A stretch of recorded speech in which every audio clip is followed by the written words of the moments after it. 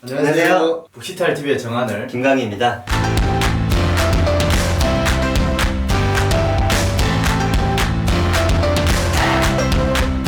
오늘은 저희가 처음에 한국에 왔을 때 DMZ를 넘어오다 보니까 굉장히 신기한 부분도 많잖아요. 그런 부분에 대해서 좀 얘기를 좀 해볼까 하는데, 강윤 씨는 어떤 게 가장 신기했었나요? 한국에 차가 굉장히 많더라고요.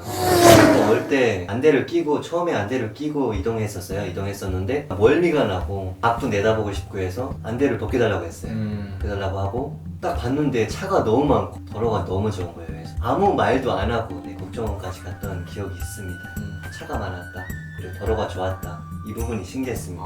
저 같은 경우에는 이렇게 대우를 좀 잘 받은 것 같아요. 저는 안대 같은 것도 안 했었고, 이렇게 오니까 군부대에 먼저 들어가가지고 제 신원파악 같은 거 하고 사단장님이 닭죽을 가져다 주셨어요. 그래서 닭죽 같은 걸 먹고 정말 맛있었습니다. 조금 주셔가지고 좀 아쉽긴 했었는데, 그게 저를 생각해서 그렇게 하셨더라고요. 탈이 날까봐. 배부른 타령이네요. 저는 닭죽도 안 줬습니다. 물만 줬습니다. 물만 주고 서울까지 가서야 라면을 먹었던 기억이 있는데 닭죽을 먹은 걸 자랑하는 것 같아요.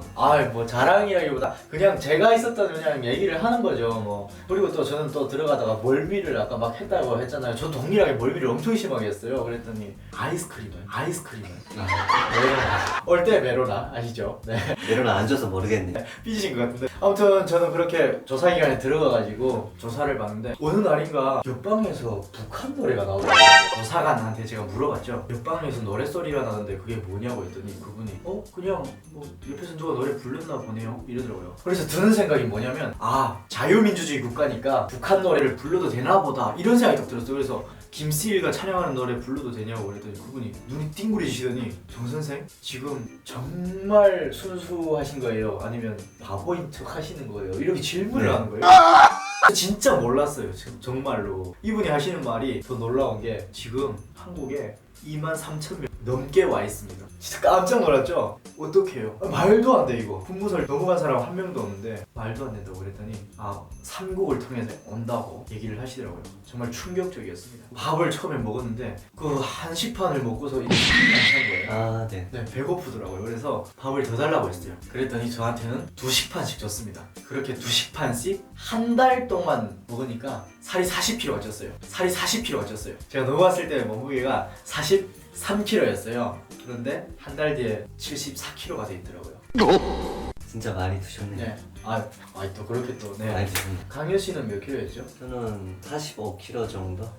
네. 4년차 군인이었는데 45kg 정도였다? 관리를 한 거죠. 산에 다니는데 네. 몸이 뚱뚱하면 또 산에 오르기도 힘들고 내리기도 힘들다 보니까 제가 또 나름 관리했습니다. 한국에 발전된 그런 문화나 그리고 건물 뭐 이런 것에 대해서 좀 놀랐던 것 같아요.